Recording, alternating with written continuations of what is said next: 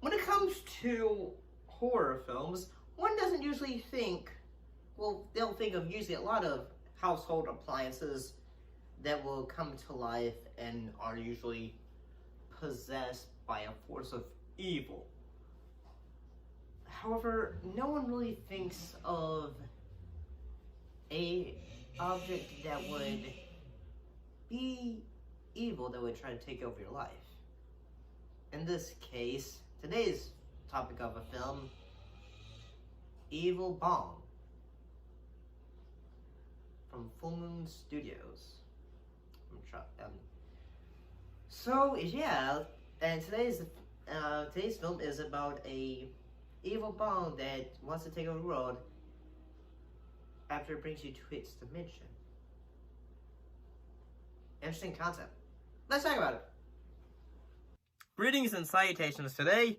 Today we're looking at a film from Full Moon Features. In this case, we're looking at the film Evil Bong.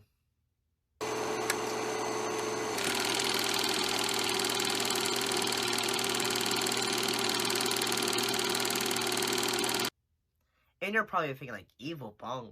Well, that sounds like an interesting title for a film. So what was the film actually about? Well, a typical nerd named Alistair moves into a college dorm with hardcore marijuana users Britt, Larnell, and Botman.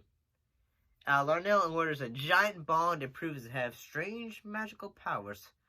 When smoked, said bong sends a person to a bizarre, drugged-out alternate realm from which there is no easy escape. So, if you don't really know much about Full Moon Features, you would later realize if you did a bit of research that the Evil Bong film has several sequels to this.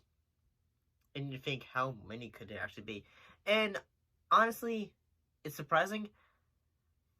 And I'm gonna be honest, there's one thing I hated from this film though. Is mostly the transitions sequences. So one of the transitions is, it just feels like it's just so freaking clever.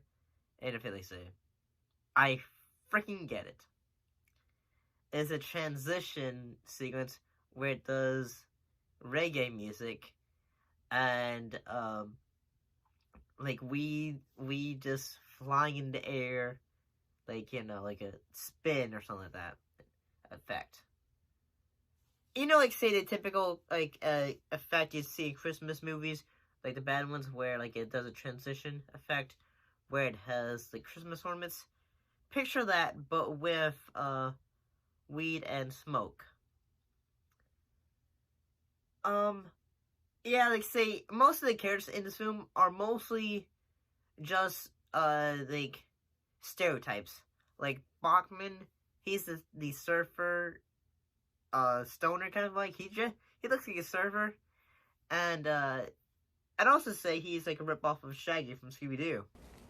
Great. I can't hear the ocean anymore. I think you busted it. Thanks, Brett. Oh, monkey. Oh, busted you if I find that thing near my trophies again. Whatever. If, you know, if Warner Brothers actually let him, do what we all think he does. Then there's also Britt, who is the stereotypical, who's the jock. There's one moment where he just goes like, say, "What is this doing with my trophies?" So, what is it doing here? My trophies! It's just sitting there, bro. That's what shells do.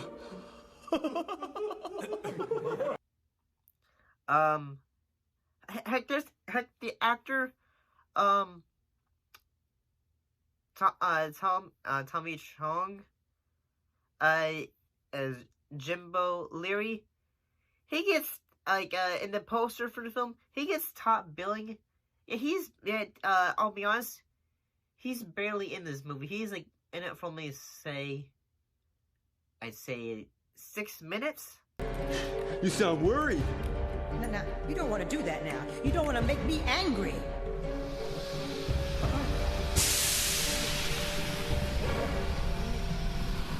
Ooh, that's some good shit, man. Oh, yeah, baby. Oh, and Bill Moseley is in this film as well. And he barely does. He just like say, "Oh hey, how did I get here? How do I get out?" That's all he does. Honestly, when it comes to the sex sequence, the death, when it comes to death sequences in this film, they're just kind of uninspired. Like, say there's like a secret, like every time like say one of the guys goes into the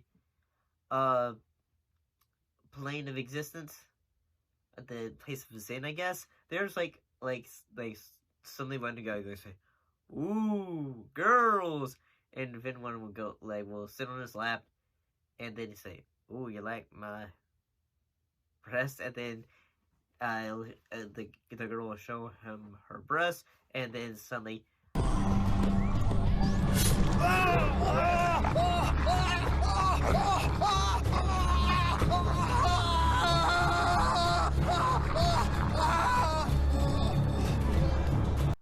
Her like bra, like one moment it turns into a is like one girl goes like say, "You know, I remember how you send my teeth like piranhas," and then I think it was supposed to be her bra that or something that attacks his dick. I think I don't really know, but it was the death sequences are just like cut, rinse, repeat.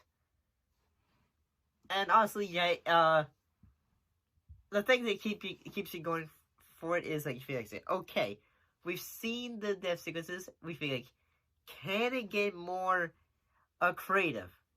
And not really. Maybe I'd have to see the other films to feel like, say, is this a film franchise worth your time investing in?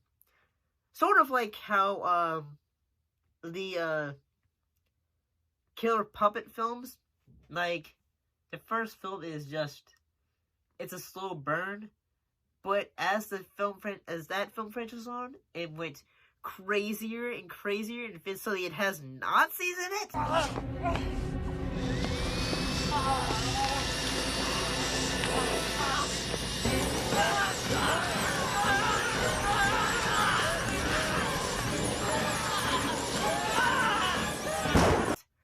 So yeah, the Killer Doll franchise, which is also a Full Moon film franchise, you should check it out now. Hey, maybe we'll talk about that, or Killjoy, maybe. But oh yeah, there is like a moment that is where the character, the ginger dead man, who had apparently I think he had his solo film before this. I could totally be wrong about that. And he just goes like, say, "Ooh, like I'm a," and then the fucking ginger dead man, he makes it like say, like a joke about him creaming himself, and then I feel like, oh gosh, it's just so bad. I mean, the humor can just be like say annoying, but you can eventually like you'll get the humor and you'll realize like say, okay, you got me. It's charming, but yeah, I'd say if it's something you're trying to feel like say, oh, if you're interested in trying to get into this franchise, maybe you'd get it. But honestly, this is a movie you'd want to watch with your friends, just to laugh at it with it, because it's just bad. There's like say a trash talking grandfather, and it's just that moment is just hilarious. But yeah, it's entertaining. Well, hopefully you enjoyed it. Well, hopefully you enjoyed today's video. If you did, don't forget to like, comment, subscribe. Help us out, I guess. And as always, don't forget to keep your drinks ice cold, your popcorn buttery and warm, and keep your eyes on the screen. I will most definitely be seeing you guys next time. See you later.